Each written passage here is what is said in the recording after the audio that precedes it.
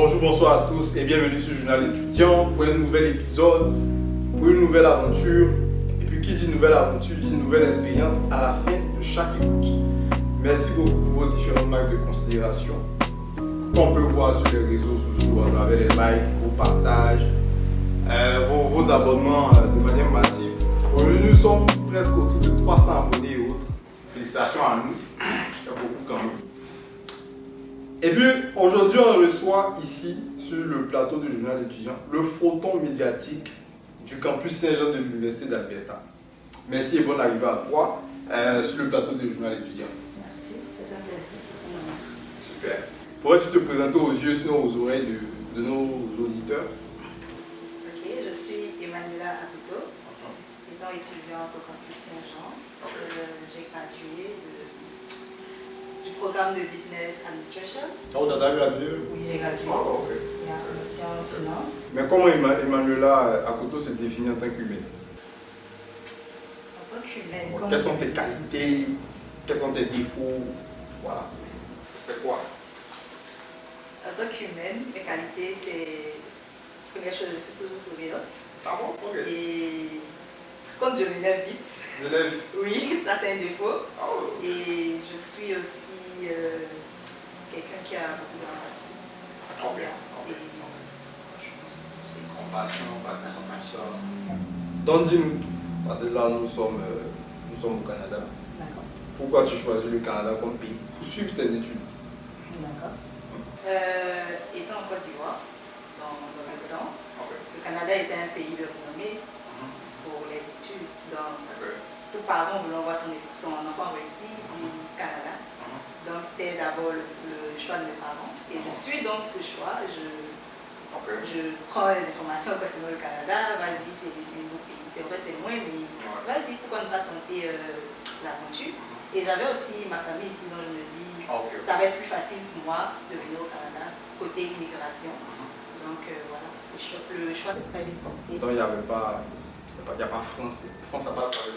Non, pas France, parce que le Canada, c'est le Canada comparé à la France. La France, c'est rien devant le Canada, tu vois. Donc le choix est très vite fait si on met la France et le Canada, tu vois. Comment ça se passe, genre, pour venir ici? Tu es passé par une agence? Oui, je suis passée par une agence d'immigration que je peux mentionner. Ouais, tu peux mentionner. Jumeau Immigration Canada. Ok. Et c'est pas que je suis passée. Ils ont fait toute la demande, toute la procédure jusqu'à mon arrivée, tout ça. C'était facile ou bien arrivé? Un peu compliqué parce que j'ai fait une première demande de visa qui n'a pas marché. Oh, tu as fait une...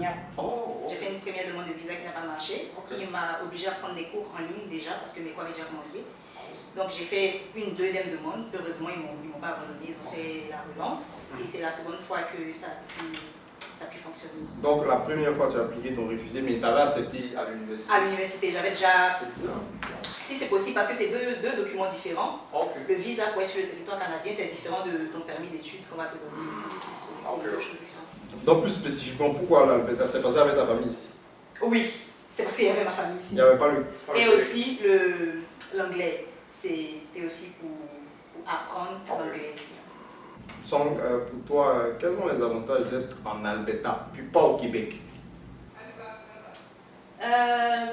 Premièrement, la langue. Parce que l'anglais, tu es dans une province anglophone, donc tu t'attends à parler l'anglais tout autour de toi. Donc tu parles anglais bien? On va dire ça, mais l'anglais, ça c'est la première chose parce que tu veux apprendre. Et je pense que l'Alberta, c'est moins encombré de personnes. Ok, par rapport à Québec? Par rapport à Québec qui est full. Et pour une concentration aussi, moi je dirais Alberta parce qu'il n'y a pas vraiment de choses pour te distraire. Ouais, ici c'est vraiment... Alors que au Québec, c'est vraiment... Ouais, la part, c'est tête anglaise. Donc, comme l'Ivoirien dit, c'est le PA. Oui, effectivement. Il y a beaucoup de distractions. Mais quelles ont été tes premières attentes envers le Canada, tout en étant au pays? Ça venait à quoi? Je m'attendais à continuer ma belle vie que je vivais au pays. Ça allait bien, la vie est belle, la vie continue. Comme c'est-à-dire, je sors et je fais ce que je veux. Ouais. Donc ici, tu peux pas? Je peux pas, dans la mesure où, bon, Maintenant, je peux, mais quand je suis arrivée au départ, je n'étais pas libre de mes mouvements. C'est tout un nouveau monde. Tu apprends des trucs comme manier les cartes, comment dirais-je ça, les cartes bancaires. Au pays, c'est pas des trucs qu'on utilise tout le temps. So, ici, tu apprends à manier les cartes bancaires, c'est tout nouveau, c'est un nouveau monde ici. Je ne m'attendais pas à ça, ça c'est aussi choquant, mais ça c'était juste ça ou bien il y avait plusieurs autres comme options, je sais pas. Mais nous, comme ça, avant de venir ici, on voit que c'est Canada, on a Disney Channel, tu vois, il y a des trucs, il y a des casiers. On s'est dit, on venait, on parlait les gens. Genre le monde de rêve. Ouais, on dansait quand on est en classe. Tu vois, tout ça, et puis tu viens ici, il y a le froid même qui t'a. Ah oui. C'est ça que j'ai dit, je ne m'attendais pas à ce que ça soit aussi choquant, je m'attendais à la vie de rêve, la vie de billard. Je viens vivre et tout. Mais c'était un peu compliqué. Oui. Et au niveau du logement, comment ça se passe? Au niveau du logement, moi, je n'ai pas eu de problème parce que j'ai tout de suite été avec ma famille. Oh, tu es venu directement dans ta famille? Chez ma famille, ça n'a pas été compliqué. Parce que le plus souvent, les gens ils disent qu'en famille, souvent c'est pas bien, donc ils préfèrent comme se soustraire de la famille, partir eux seuls, trouver même leur propre endroit. Est-ce que souvent ce sentiment-là te traverse? Moi, je dis pas des priorités. Parce que vivre avec la famille, c'est vrai, c'est plusieurs esprits, plusieurs ans, et puis quand tu grandis, il y a une certaine indépendance que tu veux prendre, mais tout pas de tes priorités, de ce que tu t'es fixé comme objectif. Tu ne quittes pas la maison familiale pour revenir. Et tu ne quittes pas la maison familiale parce que tu as envie de quitter ou parce qu'on t'a donné des règles à la maison que tu ne veux pas forcément suivre. Donc moi je me dis, si tu vis en famille, c'est pour un temps, pour un moment tu te dis, quand je finis de passer cet endroit de temps là, j'ai ma liberté, j'ai ma paix, donc pourquoi ne pas attraper mon cœur comme on le dit au pays et puis te dire que tu es en train de forger quelque chose et dès que c'est fait, tu pars en fait. Puis quand tu viens, tu as fait les études, c'est ça? Oui, effectivement. Quel programme? Tu as dit quoi? Business Administration. Est-ce que tu as rencontré des difficultés pendant ton parcours? Ou bien tout était flou du début à la fin? Parce que mine de rien, tu as le flocon médiatique du campus Saint-Jean actuellement. On voit beaucoup de vidéos, même que le campus a posté, c'était toi.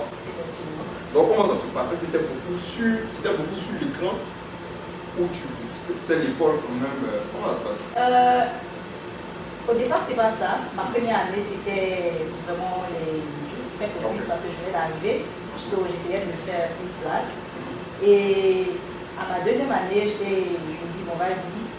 Là, maintenant, tu connais un peu le rouage du campus et tout. Donc, je dois maintenant rentrer dans la vie active. Comme ça que je postule plusieurs jobs sur le campus. Parce que je veux me faire connaître au campus. Et d'une part. Toi, tout c'était le campus? Tout c'était le campus. Parce que. Tu ne veux pas postuler ailleurs? Je trouvais un peu mon confort au campus en fait. Oui, je trouvais mon confort au campus parce que déjà le campus c'est francophone, en Alberta qui est un milieu anglophone.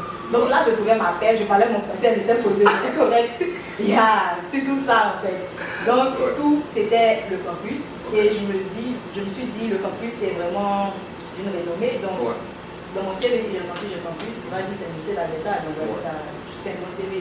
Donc tout c'était le campus. D'où part on a aussi fait comme des réseaux sociaux, d'où ma tête sur la page.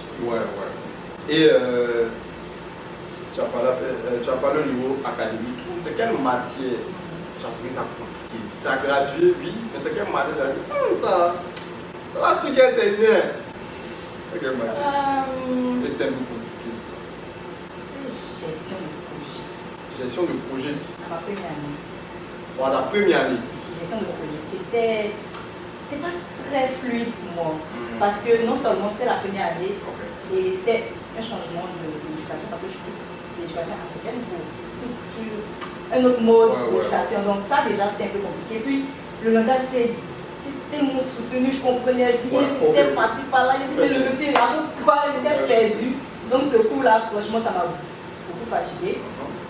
J'ai tout fait pour avoir la moyenne, parce que je ne voulais pas reprendre les matières, tout était déjà tellement calculé. Donc j'ai tout fait pour avoir la moyenne, mais c'était une matière qui m'a quand même fatigué. Tu vas là arracher les mots de la bouche. Tu as parlé au niveau des systèmes. D'accord. Pour toi, quelles sont les différences et puis les similitudes entre les systèmes académiques, le système académique ivoirien et puis celui du Canada? Comment ça se passe? Je pense que le système académique doit aller très en retard par rapport au Canada. Je pèse mes mots. Parce que au Canada, je me suis rendu compte qu'on va à l'essentiel.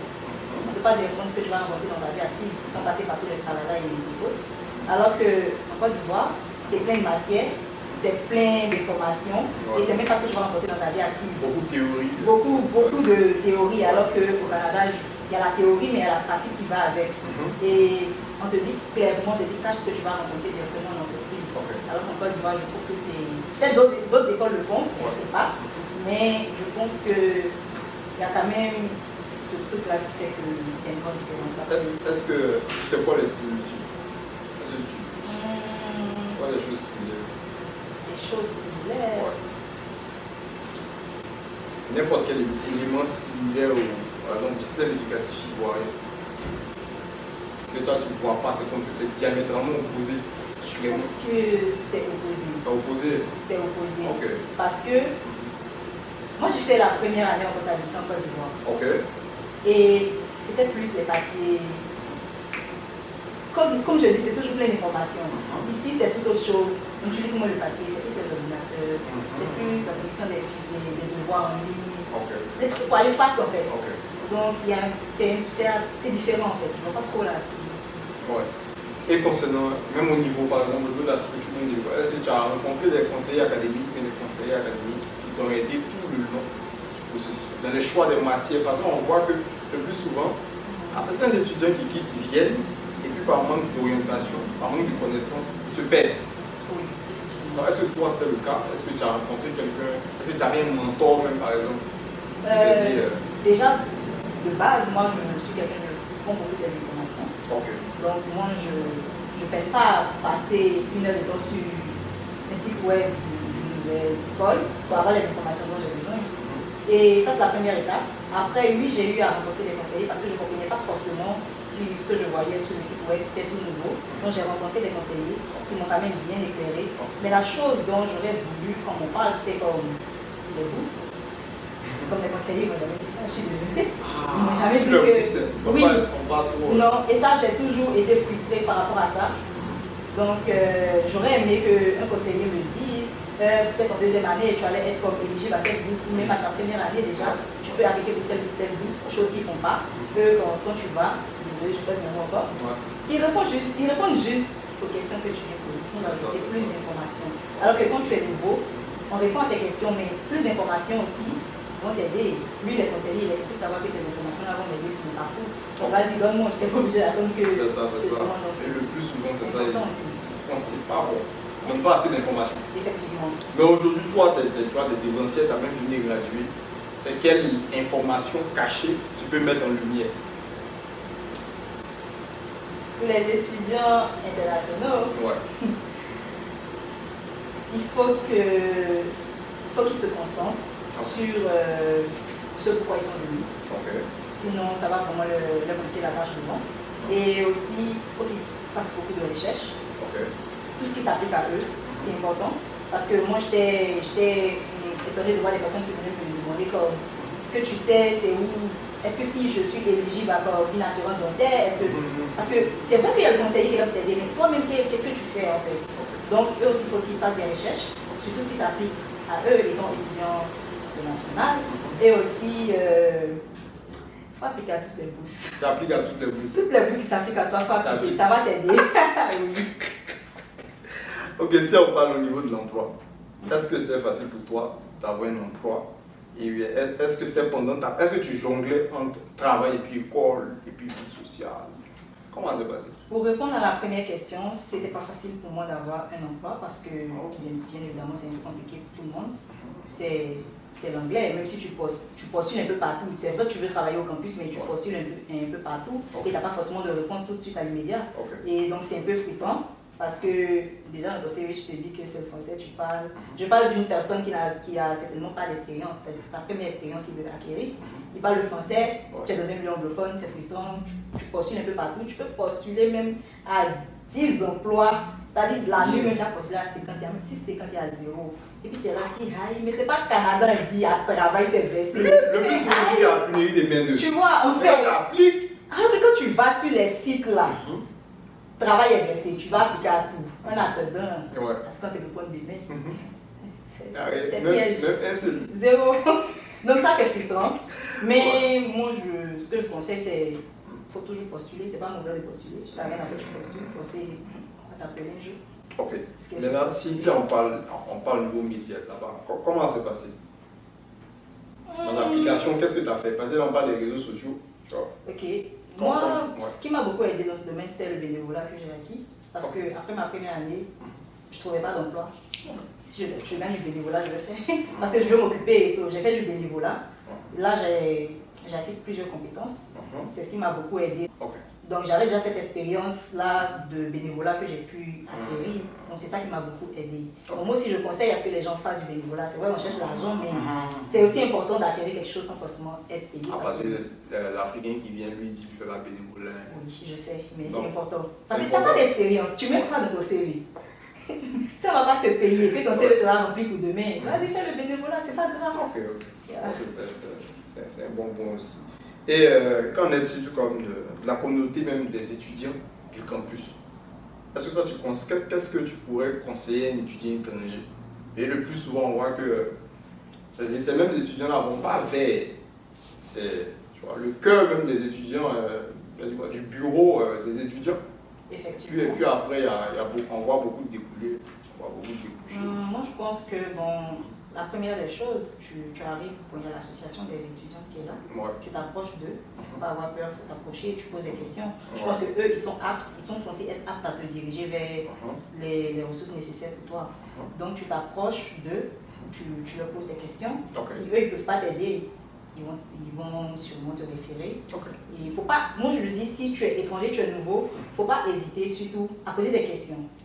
N'hésite pas à poser des questions sur tout ce que tu ne comprends pas. Même si on te dit, va là-bas, tu embrouilles, il faut poser des questions. Tu veux savoir, tu es nouveau, tu sais rien. Donc, c'est important. Concernant la communauté étudiante, je ne trouve pas qu'elle est assez solide. Parce que je trouve que les anciens ne font pas assez d'efforts pour aider les nouveaux. C'est-à-dire, ils sont anciens, ils sont un peu dans leur confort. Donc, à toi, le nouveau, de te mettre dans ta peau de nouveau, de te rabaisser et d'aller vers ces anciens. Parce qu'ils ne vont pas tourner derrière pour faire genre. Il y a un ancien, vas-y, je vais l'aider. Non, il a mieux que ça à faire. Mais vu ta situation actuelle, qu'est-ce que tu ferais différemment si c'était à reprendre? Si c'était à reprendre. Genre, tu as toutes tes expériences d'aujourd'hui. Et puis on te met en 2000, c'est pas tu es venu en 2020 ou bien en 2021. D'accord. Avec toutes ces mêmes expériences, qu'est-ce que tu allais changer?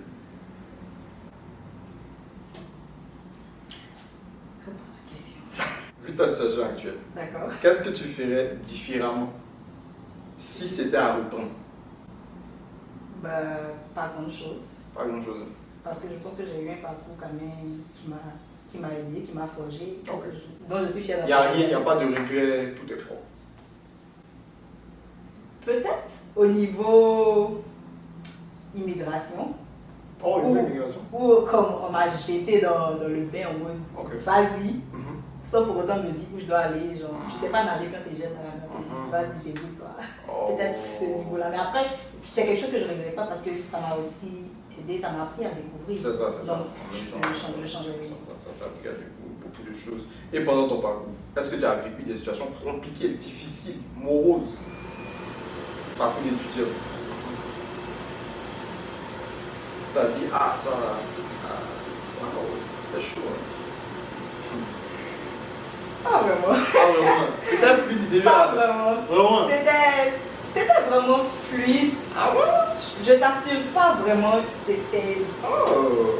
Donc, quand je suis arrivée au Canada, dans mes débuts, ça c'était compliqué. Mais quand j'ai compris le système, quand j'ai été bien, là, à partir de cet instant-là, tout était bien, quoi. J'étais juste focus, tranquille. Mais sinon, avant ça, c'était quelque chose pour comprendre comment ça se passait, c'était un peu compliqué. Sinon, après ça, c'était fluide. J'ai pas eu de problème. Tu n'as pas eu trop de difficultés. Bon, déjà, même étudiant en famille, tout ça, c'était déjà bon. Bon, en regardant la caméra, quel conseil adresserais-tu à un nouveau bien futur étudiant? Nouveau ou futur étudiant? Première chose, fais tes recherches. N'hésite pas à poser des questions. Et surtout, n'hésite pas à affronter les situations. Et dis-toi que toute situation n'arrive pas par hasard. Il faut aussi garder le moral, être focus sur ce pourquoi tu es là, focus sur tes études, parce que tu souriras plus tard quand tu auras fini et tu regarderas derrière et tu diras, je suis passé par là. Et genre, sache que c'est pas facile aussi. Super belle leçon de la part de notre invité du jour, mademoiselle. À côté de la dernière question encore. D'accord. Ça, la même là, c'est déjà développé. Ok. Entre hiver et puis été, tu peux faire quelle saison? Hiver. Hiver. En hiver? Ouais. En hiver? Ouais. Tu peux compter 10 habits pour te venir à la chambre. Ouais. Ça là, Dieu me chaud. C'est vrai que c'est compliqué l'extérieur, attendre le bus. Ouais. Moi, je préfère. Parce qu'un été, c'est pas un été comme au pays où il fait chaud sur le Ouais. C'est un été qui t'énerve, où il fait chaud, tes pieds transpirent, tu en as marre, tout Ah, t'énerve. il fait chaud, hein? Non, c'est la merde. Ah, il fait chaud, C'est hein? la merde. Donc, hiver au moins tu es au chaud, tu as porté ton blouson, tu as mis. Mais à l'hiver, il y a moins 40, c'est bien aussi. Moins 40. Je vais moins 40. Je préfère. Je vais moins 40 que 40 degrés. Mais été là, je vais aller où? Tu vas pas dormir dans l'eau. Je fais quoi? Alors que l'hiver, peut-être que c'est à l'extérieur, c'est juste un moment. Ouais. Vite fait. Et puis, c'est vrai, c'est énervant, c'est chiant, je peux pas trop sourire. Ouais. Mais c'est toujours mieux. Tu es toujours protégé, ça va. Mais été là, quand tu es déshabillé pour marcher, ils vont dire que tu es folle. Donc, voilà. Ah, ok. Voilà qui marque la fin de notre entrevue avec mademoiselle Imanibra Akoto. Je te remercie beaucoup d'être là. Merci à toi. Sur notre plateau. Partagez aussi tes expériences à nos précieux auditeurs. Quant à vous, n'hésitez pas à liker, à vous abonner, à partager, à donner des commentaires constructifs. Constructifs surtout. Voilà. Journal étudiant toujours là, toujours dans la mission d'excellence de tout un chacun. Merci et passez une très belle